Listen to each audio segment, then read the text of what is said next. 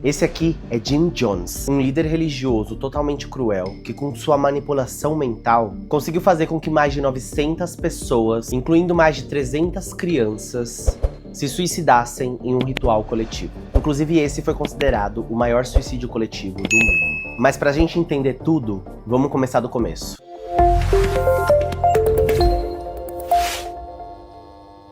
James Warren Jones nasceu em 13 de maio de 1931, em Indiana, nos Estados Unidos. Ele cresceu de uma família pobre e totalmente disfuncional. Seu pai era um veterano de guerra que sempre vivia com ferimentos de armas químicas. Ele tinha muito problema de saúde por conta disso e ele abusava muito do álcool. Além disso, o Jim sempre chamou o pai dele de racista maldito. Enquanto a sua mãe também não tinha as ideias muito no lugar. E ela era claramente uma pessoa que não tinha muita condição de cuidar muito do seu filho. Com isso, ele andava muito pelas ruas quando ele era criança, muitas vezes sem roupa, e a família dele recebia muita ajuda financeira, tanto de familiares quanto de amigos próximos e vizinhos. Ele desde cedo gostava muito de ler, então ele acabou crescendo lendo muitos livros, alguns mais legais e outros nem tanto. Ele lia especialmente obras do Gandhi, Hitler, Karl Marx e Stalin. Além disso, ele era fissurado em ler sobre religiões. Mas ali parecia que ele já tinha um foco muito grande em saber como que os grandes líderes religiosos se formaram. E como que eles lideram ali, como que eles lidam pra chegar onde chegaram e pra manter ali a vida deles.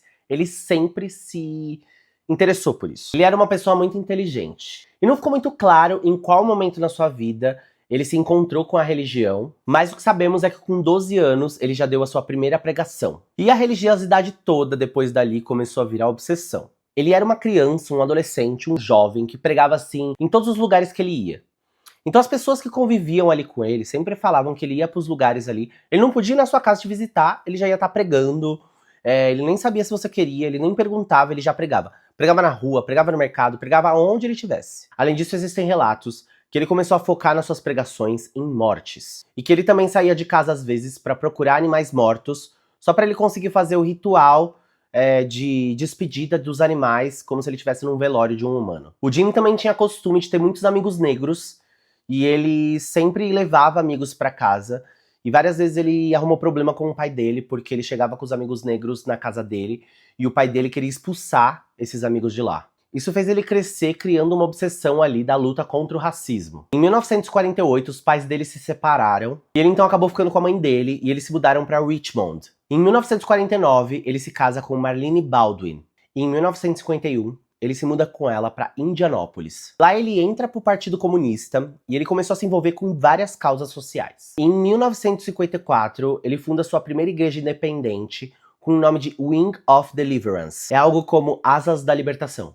Ele tinha uma ideia de inclusão social, igualdade social e coisas do tipo. Nessa época isso era muito raro, estava começando. Só que ele lutou muito por essas causas. E principalmente porque essas causas, elas não eram respeitadas. E eram causas totalmente controversas a realidade da elite naquela época. Aquela foi a primeira igreja em Indiana que permitiu a presença de brancos e negros no mesmo espaço. E por conta dessa ideia dele liberal, ele começou a garimpar vários seguidores. Em pouco tempo ele já criou ali uma boa comunidade. Ele também começou a criar ali o conceito de cura pela fé. Esse é um conceito muito famoso nas igrejas que nós conhecemos até nos dias de hoje, que é basicamente você curar um problema de saúde ali em troca do dízimo e pela sua fé. Existem diversos vídeos na internet que mostram como que ele fazia isso. Sim, porque ele já gravava alguns cultos dele ali e tem tudo disponível na internet. Ele então começou a usar muitos atores que fingiam que estavam doentes só para poder ali impressionar os seus fiéis. E ele então curava as pessoas ali e o povo ficava chocado. Inclusive tem um vídeo muito famoso dele, que é de uma mulher que tá na cadeira de rodas. E aí ele manda ela levantar e andar, e a mulher começa a levantar e anda, e aí o pessoal fica enlouquecido, e aquilo era uma atriz. Ele também acabou criando uma família com a sua esposa, e era uma família meio que comercial ali, ele chamava essa família de família arco-íris, e basicamente eles adotaram várias crianças de diferentes etnias. Então na família tinham 3 coreanos, um menino negro, uma descendente indígena, além de outra criança que eles adotaram que era branca também. Em 1959, eles também tiveram o seu único filho biológico, totalizando 7 filhos. Em 1962 até 1963, ele morou aqui no Brasil. Isso mesmo, ele se mudou para o Rio de Janeiro e começou a fazer trabalhos sociais em várias favelas, e depois ele se mudou para Belo Horizonte. Ele morou um tempo lá em Belo Horizonte e ele tinha intenções fortíssimas de criar templos aqui no Brasil. Mas por conta da dificuldade de comunicação e da dificuldade dele garimpar discípulos, ele acabou desistindo e ele voltou para Indianápolis, nos Estados Unidos. Mas ele já voltou para lá com planos de sair de lá. Foi então que em 1965 ele se muda para Redwood Valley, na Califórnia. Lá ele compra terras e estabelece uma comunidade agrícola. E é lá que ele cria o famoso Templo Popular, que é a sua nova igreja. Estima-se que nessa época ele já tinha mais de 1.000 fiéis. Em 1970, ele expande para São Francisco e Los Angeles. De 1973 até 1977, ele contava com mais de 20.000 discípulos. Esse assim foi o seu auge nos Estados Unidos. Só que assim, gente, nessa época, ele também já estava meio perturbado das ideias. Além dele ter abusado de várias mulheres na igreja, ele também já estava negando a Bíblia. Ele então começou a realizar sessões de culto que ele chamava de Noites Brancas. Nessas sessões, ele falava muito sobre suicídio. Ele meio que idealizava a ideia na mente das pessoas, e ele fazia como se fosse um ensaio mesmo. Ele ensaiava, às vezes, ele pedia para as pessoas fingissem ali que estava se suicidando. Inclusive, em um desses rituais, ele blefou, levando um balde cheio de suco lá em cima do púlpito, e ele falou para as pessoas tomarem que era veneno. Obviamente, várias pessoas negaram de fazer isso, mas outras foram lá e tomaram e provaram que eram fiéis dele mesmo. E depois ele ainda falou que ele só fez isso pra testar. Obviamente não tinha veneno ali. Ele também obrigava que seus seguidores chamassem ele de pai de todos, e ele também se intitulava da reencarnação de todos os grandes líderes somados. Além disso, para você entrar pro seu templo já naquela época, ele dizia que você tinha que deixar tudo pra trás. Era como uma iniciação, onde você meio que morria pra sua vida pra entrar ali naquela coisa dele. E observação, tá?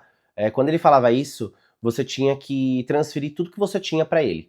Então, se você tivesse casa, carro, todo o dinheiro, você transferia. Já tiveram pessoas que passaram até mesmo a custódia do próprio filho pra ele. Ele acabou também tendo 2 filhos nesse meio tempo fora do casamento, e foram com 2 fiéis diferentes, frutos desses abusos que ele cometia ali. Com toda essa bomba estourando, as pessoas começaram a desconfiar dele.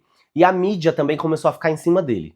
Pessoas que não eram fiéis dele também começaram a comentar com outras pessoas, e aí ele começou a ter uma pressão muito forte em cima dele. Ele então precisou procurar um refúgio, e foi aí que ele teve a ideia de ir para a América do Sul, mais especificamente na Guiana.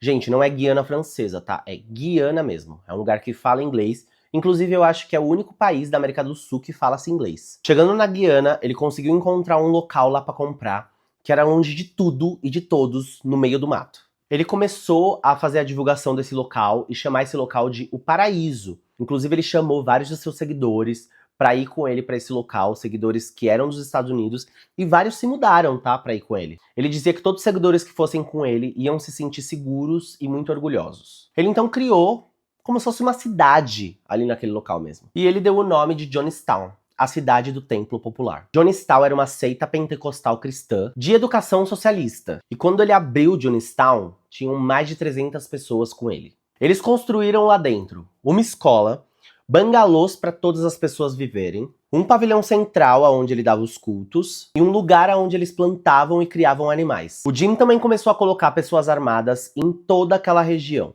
E ele também impôs uma regra ali que se você entrasse, você não podia mais sair. Além disso, ele começou a ditar milhares de regras absurdas e quem desobedecesse ou quisesse sair de lá, acabava morrendo. Mesmo assim, em pouco tempo, Jonestown estava com mais de 900 pessoas. Jim Jones, nessa época, tinha se tornado uma pessoa extremamente difícil de lidar, controladora, e ele odiava ver qualquer pessoa parada.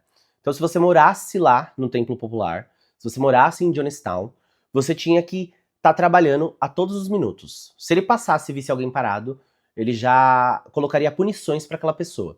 Inclusive, ele fazia isso até com as crianças, tá? Além disso, ninguém podia saber nada de informações externas. Ou seja, ele tinha pessoas de confiança que saíam de lá para buscar comida na cidade, e quando elas voltavam, elas não podiam passar nenhuma informação. E com essa falta de informação, ele acabava tendo possibilidade ali de controlar ainda mais as pessoas. Ele literalmente controlava tudo. Todas as decisões da vida das pessoas ali, e todas as decisões de Jonestown, tudo estava no controle dele. Com o tempo, ele começou a dizer que a CIA dos Estados Unidos estava atrás dos moradores de Jonestown. E que logo menos, a única solução para eles se safarem disso seria um suicídio coletivo. Inclusive, mais uma vez, ele começou a fazer testes com as pessoas. Então ele acordava pessoas de madrugada com um suco ali, e ele falava que era veneno para a pessoa tomar. As pessoas que se recusavam a fazer isso, elas tinham punições severas, e as pessoas que tomavam, elas subiam de cargos ali dentro, né, de Jonestown, e elas iam para bangalôs melhores. Um PS, todos os bangalôs ali eram bem simples e tinham pessoas que viviam até em péssimas condições ali. Além disso, ele começou a fazer a famosa Noites Brancas toda semana lá em Jonestown. Tinha um dia certo para as pessoas ensaiarem o suicídio coletivo. E ele começou a acordar as pessoas também de madrugada com sirene, e é o que ele chamava ali de treinamento repentino. Isso acontecia uma vez por semana, porém diversas pessoas começaram a perceber que tinha algo errado ali. Tinha gente que estava envolvida ali, tinha gente que acreditava muito nele, mas tinha algumas pessoas que ainda estavam meio lúcidas. Então elas olhavam e elas falavam, gente, tem alguma coisa errada. Tipo assim, a gente tá ensaiando um suicídio, será que uma hora a gente vai ter que fazer realmente? O que tem por trás disso? Por que ele faz isso? Algumas pessoas então começaram a fugir de Jonestown. E outras pessoas começaram a tentar fugir também.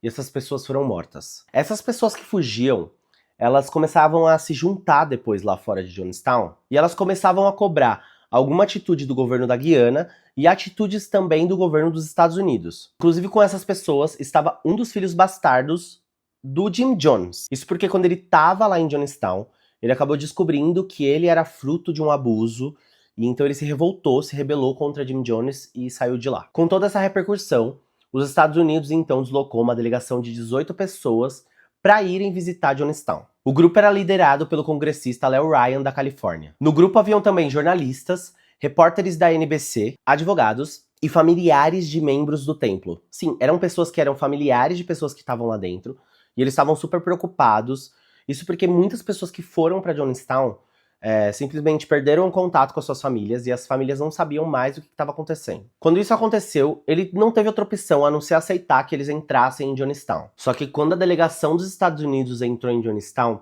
eles ficaram chocados. Isso porque tinha uma organização muito forte ali no local e parecia que as pessoas ali estavam numa cidade totalmente civilizada. Animais, pessoas felizes, crianças correndo. Porém, tudo aquilo era só um teatro que foi a mando do Jim. Então, ele mandou todas as pessoas fingir que aquilo era aquilo.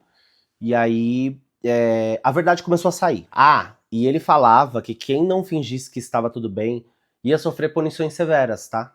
Teve um momento, então, que a delegação estava ali e pediu pro Jim Jones ir dar uma entrevista para os jornalistas. Como todo Jonestown ali teve foco naquelas entrevistas, muitas pessoas aproveitaram esse momento para fugir. E um grupo da delegação também foi dar uma volta lá dentro, isso enquanto Jim não estivesse por perto. E nessa volta que eles deram, eles começaram a encontrar várias pessoas desesperadas. As pessoas estavam vivendo em péssimas condições ali naqueles bangalôs, e elas pediram misericórdia. Elas pediam, por favor, para aqueles jornalistas ajudarem elas. Com aquela movimentação ali, o Jim começou a perceber que tinha alguma coisa errada, que ele começou a perceber que as pessoas estavam ali se rebelando contra ele. Ele começou a ficar bem nervoso. Inclusive, até pessoas que eram de confiança dele começaram a se rebelar ali para poder fugir, para tentar fugir nessa hora. Essa delegação ia dormir lá em Jonestown e eles iam embora no dia seguinte. E então, no dia 18 de novembro de 1978, eles acordaram e eles iam saindo ali de Jonestown em direção ao aeroporto improvisado que eles fizeram ali perto. Esse aeroporto tinha 2 aviões esperando por eles. O primeiro, que era da delegação, e o segundo, que era dos familiares e de membros que foram embora porque desistiram e eles tiveram lá uma conversa. Quando eles estavam quase saindo de lá, um dos seguidores de confiança do Jim Jones foi pra cima do Leo Ryan e, assim, atacou ele com uma faca.